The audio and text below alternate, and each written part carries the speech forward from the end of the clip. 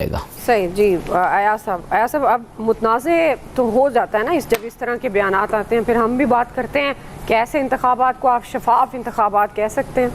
देखिए, इशू ये है कि आप ज़ाहिर है वो बात बिल्कुल राना साहब की ठीक है, इल्ज़ामात भी लगते हैं, धांधली भी होती है। इल्ज़ामात लगना, धांधली होना एक सेपरेट बात है। इलेक्शन को इस हद तक मैनेज कर लेना कि चीज़ें नज़र कुछ आ रही हों, रिज़ल्ट्स कुछ आ रहे हों। बेशक कायद वहाँ गए, उन्होंने बड़े एक दिन गुजारा, उसके बाद वो वापस आए और उसके बाद जिनीवा चले गए ये पूछते हुए वहाँ के मुझे क्यों निकलने दिया, और फिर ख़ुद निकल गए। ये सारी बातें अपनी जगह ठीक है। ख्वाजा आसिफ वहाँ क्या कर रहे हैं एज वज़ीर, बहरहाल ये भी सवाल है। चलें, पीपल्स पार्टी की सारी क़यादत वहाँ मौजूद है। पीपल्स पार्टी के जलसों में लोग नज़र आ रहे हैं मुझे PMLN के जलसों में लोग नहीं नज़र आ रहे, और ये कहा जा रहा है मुसलसल के PMLN शायद वहाँ गवर्नमेंट बना ले। देखें, बात यह है कि यहाँ पे पंजाब, सिंध, बलूचिस्तान, KP एक हद तक समझ आती है कि चीज़ें आप मैनेज कर लें। मुझे गिलगित बल्तिस्तान और आज़ाद कश्मीर में इस लेवल पे जाके चीज़ें मैनेज करने की समझ नहीं आती। ये बहरहाल ज़ाहिर है इस मुल्क को चलाने वाले ज़्यादा बेहतर समझते हैं, हम में शायद अकल नाकस है। मतलब हम जो देख रहे हैं, जो सोच रहे हैं, वहाँ आज़ाद कश्मीर में ऑलरेडी अवामी एक्शन कमेटी नाराज़ है। वो कल एक इजलास भी हो, इसके बावजूद वो नाराज़गी उनकी अपनी जगह मौजूद है और वो एहतजाज की कॉल वापस नहीं ले रहे। तो क्या आप चाहते हैं कि वहाँ भी कोई इस तरह का माहौल बन जाए? देखिए, जो इलीट कैप्चर है इस मुल्क का, ये अब आहिस्ता आहिस्ता चीज़ें इंडिया में देख लें ना, इलीट कैप्चर के खिलाफ मुज़ामत मुसलसल हो रही है। आम आदमी पार्टी आई, उसने लोगों को करके दिखा दिया कि भाई इन्हीं पैसों में से हम आपको 600 यूनिट तक बिजली भी पंजाब में फ्री दे सकते हैं। बजट वही है, बजट हमारा कोई नहीं बढ़ा रहा। यहाँ मुसलसल वो जो हम कल भी बात कर रहे थे NFC के हवाले से, कि मुतालबा ही एक होता है इनका सूबाई हुकूमतों का, जी हमारे फंड्स बढ़ा दें, हमारे फंड्स बहुत कम हैं, और वो जाते कहाँ हैं? ये सवाल सबसे ज़्यादा इम्पोर्टेंट है कि वो किन चीज़ों पे खर्च हो रहे होते हैं और कहाँ कहाँ। मतलब बेशुमार, अभी तो खैर खबरें बहुत कम है ना, ज़ाहिर है जब गवर्नमेंट्स होती हैं खबरें कम आती हैं, उसके बाद खबरें कहीं ज़्यादा आना शुरू हो जाती हैं कि अरबों रुपए, खरबों रुपए की करप्शन हो रही है बहुत सी चीज़ों में। फिर वो क्रेडिट भी ले लेते हैं कि जी हमने देखें ये खुद ये करप्शन पकड़ ली और हम बड़ा अच्छा जा रहे हैं। तो वहाँ कॉकरोच जनता पार्टी जो है वो एहतजाज के लिए सड़कों पे निकल रही है, वो एहतजाज करने जा रही है। वो भी एहतजाज वो इलीट कैप्चर के खिलाफ है जो इस वक्त हालत हुई भी है इंडिया में। तो हम क्यों ये चाहते हैं कि खुदा न खास्ता इस तरह की सूरत हाल हमारे मुल्क में भी बने? लोगों को लेवल प्लेइंग फील्ड दे दें, कोई फर्क नहीं पड़ेगा। ये वही सोहेला अफरीदी है ना, जिसके बारे में इतने तहफ़्फ़ुज़ात थे और बार बार कहा जाता था कि जी ये CM ही नहीं है, ये क्रिमिनल है और पता नहीं क्या क्या है। वो बिहेव कर रहा है ना। मैंने तब भी यही अर्ज किया था कि हुजूर उसको रीच आउट तो करें। जाहिर है जब एक जिम्मेदारी आप किसी शख्स पे डालते हैं, किसी पार्टी पे डालते हैं, तो वो फिर उसके बाद अगर वो उसकी जिम्मेदारियों को पूरा नहीं कर रहा होता या नहीं कर रही होती, फिर बात डिफरेंट है। लेकिन आप मतलब बिला वजह ये वो मुखालफत कर दें कि नहीं जी हमें ये पसंद ही नहीं है, हमें ये चाहिए ही नहीं, ये कोई और होना चाहिए। क्योंकि गंडापुर बड़ा अच्छा आदमी था, वो भी उतना ही अच्छा बन गया है।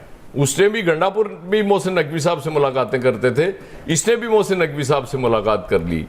बैरिस्टर गौहर बड़े अच्छे बीबे बच्चे हैं, इसीलिए उनको इजाज़त है कि वहाँ वो चला रहे हैं। मुझे नहीं पता उन्होंने NOC लिया था या नहीं लिया था, बहरहाल उनको इजाज़त है। वो वहाँ जलसे भी कर रहे हैं, वो कॉर्नर मीटिंग्स भी कर रहे हैं, लोगों से मिल भी रहे हैं, कैंपेन भी चला रहे हैं।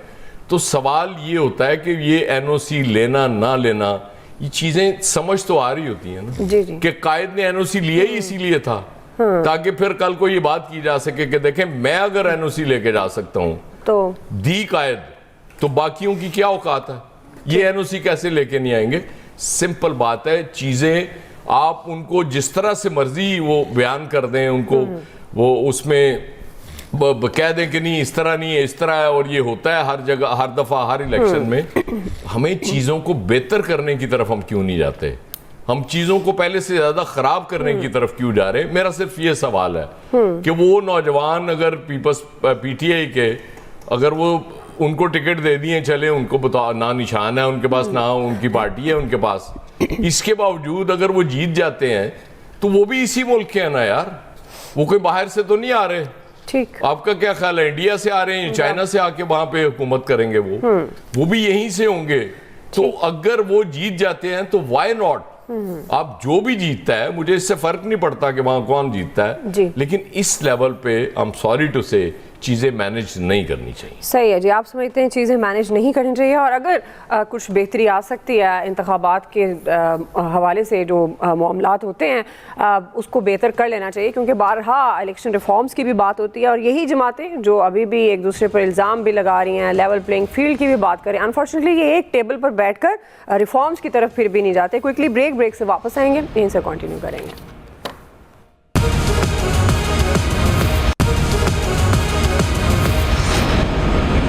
जी वेलकम बैक नाज़रीन। फैसल साहब, आपको क्या लगता है जिस तरह से अब कैंपेन हो रही है पीपल्स पार्टी तहरीक इंसाफ खासतौर पर पीएमएलएन पर इल्ज़ामात लगा रहे हैं, अब पीएमएलएन का भी ज़ाहिर है मौक़िफ़ सामने आया और ख़ासतौर पर उनकी भी कैंपेन जारी है, वो भी ये कह रहे हैं कि अब वोटर ही फैसला कर लें। उन्होंने ऑप्शन दिया है कि आप कराची जैसा गिलगित देखना चाहते हैं या लाहौर जैसा। तो आपको लगता है कि ये जो सारे इस वक्त हालात देख रहे हैं, इलेक्शन शफाफ और गैर जानिबदार हो सकेगा?